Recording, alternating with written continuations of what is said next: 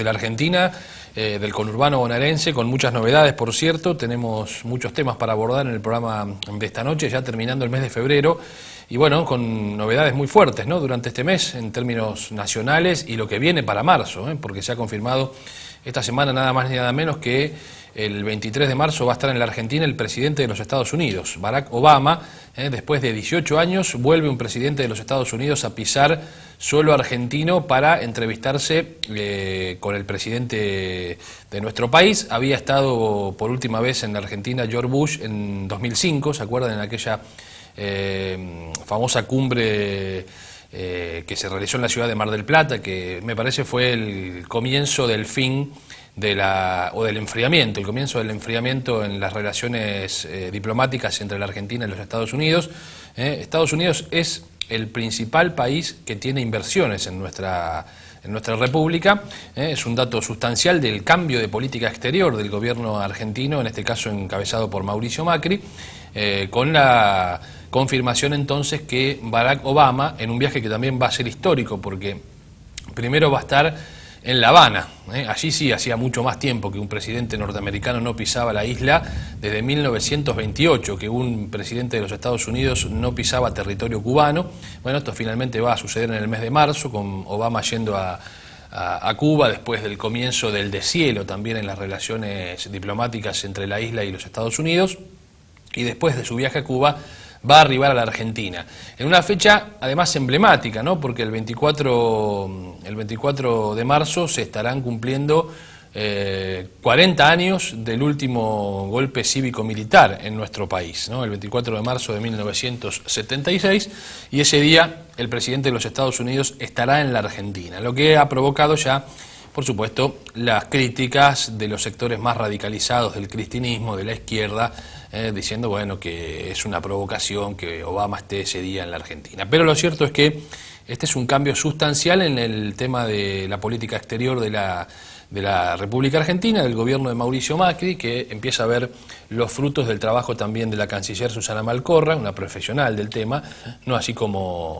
Héctor Timerman, que bueno, evidentemente los que conocen más de la diplomacia decían que dejaba bastante que desear en su actividad, aunque supongo que Timerman lo que hacía era cumplir órdenes de la expresidenta Cristina Fernández de Kirchner, que era la que en definitiva desarrollaba ese pensamiento y lo aplicaba en torno a las relaciones internacionales. Decía Perón que la verdadera política es la política internacional, y la Argentina en los últimos años ha decidido dar un giro hacia los populismos latinoamericanos, aislarse, digamos, de las principales potencias del mundo bajo la excusa del desendeudamiento, de no tener que estar sometido a los designios del Fondo Monetario Internacional, lo cual me parece que eso está bien, pero también ha perdido muchísimas oportunidades de integrarse. Y ante el contexto mundial nuevo que se observa, digamos, en el continente y en el mapa global, en América, con las crisis que hay, por ejemplo, en Brasil, en México, a raíz del narcotráfico en México, Brasil, bueno, sabemos que tiene serios problemas en su economía.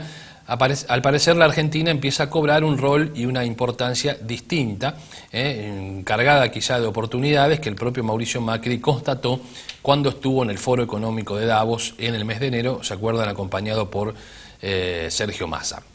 Febrero también, además de conocerse esta confirmación, cierra con una cantidad de visitas importantes en términos internacionales. Estuvo el primer ministro italiano Renzi, también está llegando esta semana a nuestro país el presidente de Francia, François Hollande, y el 27 Mauricio Macri está viajando al Vaticano a entrevistarse con el Papa Francisco, después de todo lo que se dijo en relación a por qué no lo había saludado Francisco, por qué no lo recibía, y la polémica que hubo esta semana porque se conoció que le había enviado a Milagro Sala un rosario. Me parece muy esclarecedora la nota que escribió el viernes en el diario La Nación el rector de la UCA, Fernández, explicando que el Papa le envía rosarios por lo general a las personas que están condenadas y tienen largas penas que cumplir en la cárcel.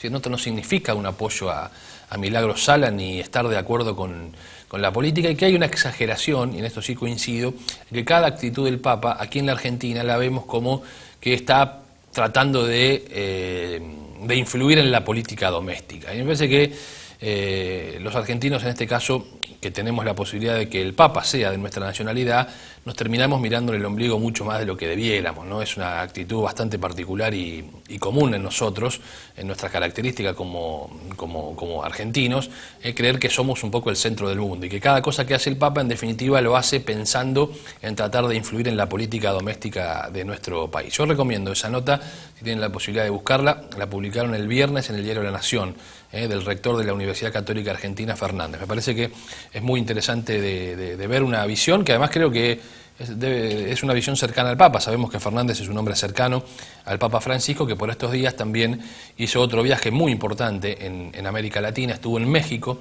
un país cruzado y atravesando una crisis muy severa como consecuencia del avance del narcotráfico. No es nuevo, hace ya bastante tiempo que el narcotráfico está destruyendo a la sociedad mexicana, y la verdad es que el Papa estuvo en lugares emblemáticos de México, en Michoacán, en Ciudad Juárez, lugares donde se han desarrollado cárteles de la droga realmente sanguinarios en la República Mexicana, así que también fue otro dato importante en materia de política exterior en la semana, la visita del Papa Francisco a México. Bueno, el 27 lo recibe a Mauricio Macri, que va a viajar acompañado de tres gobernadores. Uno es un gobernador aliado, es el gobernador de Mendoza, Cornejo. Va a viajar también Juan Manuel Urtubey, el gobernador de Salta. A esta altura me parece el gobernador del peronismo más dialoguista con Mauricio Macri, hasta yo diría el hombre que habría elegido el gobierno nacional para que sea su oposición dentro del peronismo. El otro es claramente Sergio Massa, pero no desde el peronismo, por lo menos oficialmente. Y también va a viajar Rosana Bertone, la gobernadora de Tierra del Fuego. Son los tres mandatarios provinciales que ha invitado Mauricio Macri a su viaje a Roma el próximo 27 de este mes, casi a 2 días de terminar el mes de febrero, que esta vez tiene 29 días. Este mes tiene 29 días. Bueno, hay muchos temas también que hacen, por supuesto, en la vida cotidiana de los argentinos.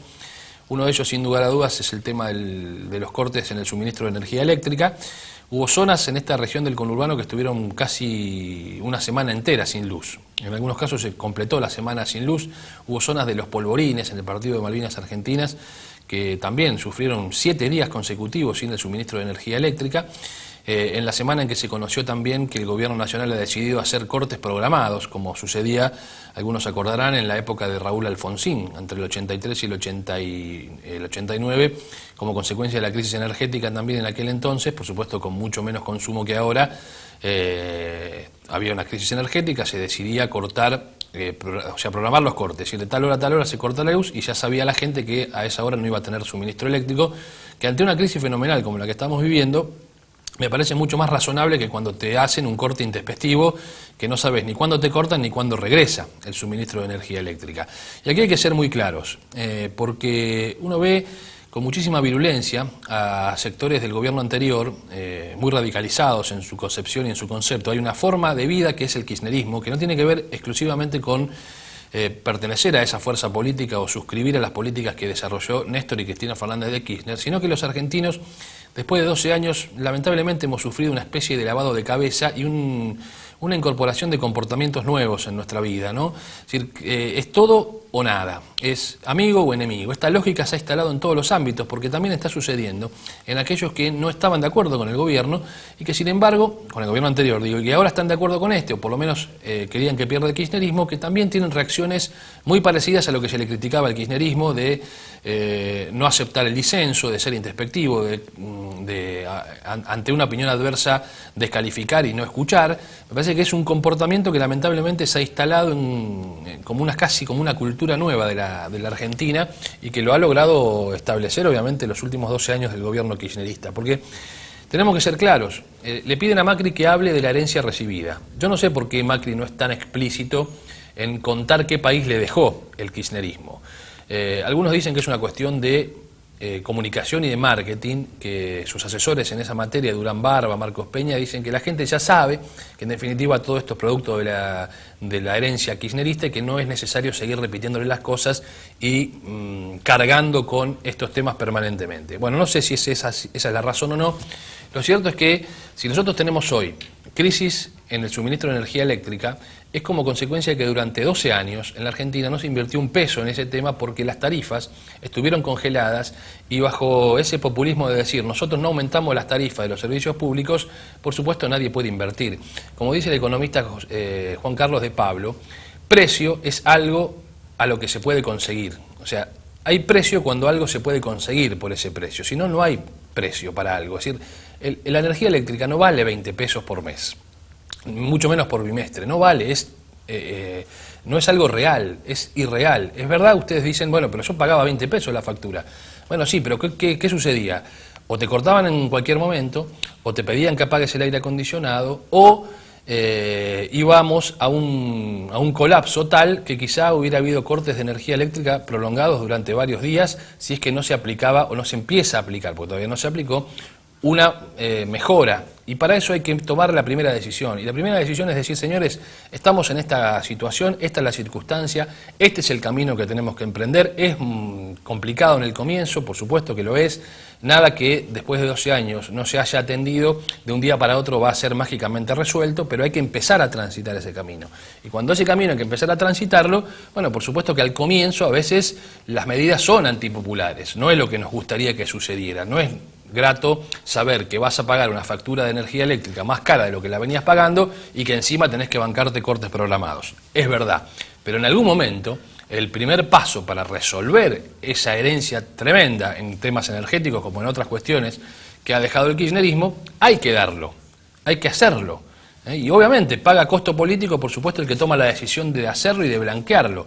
Pero quizá a la larga, ese costo político que se paga hoy como consecuencia de tomar una medida que a nadie le gusta, repito, a nadie le gusta que le aumenten la factura, tampoco por supuesto le gusta quedarse sin luz, aunque sea 2 horas, 3 horas por semana, bueno, pero en algún momento eso va a redundar en el futuro en que no haya más inconvenientes en el suministro de energía eléctrica. Eso requiere de políticas públicas con continuidad más allá de los gobiernos, porque también este es un tema que no se resuelve de un día para otro. Quizá sobrepase al gobierno de Mauricio Macri, por lo menos en sus primeros 4 años, veremos después qué es lo que va a suceder en el futuro con Macri y demás.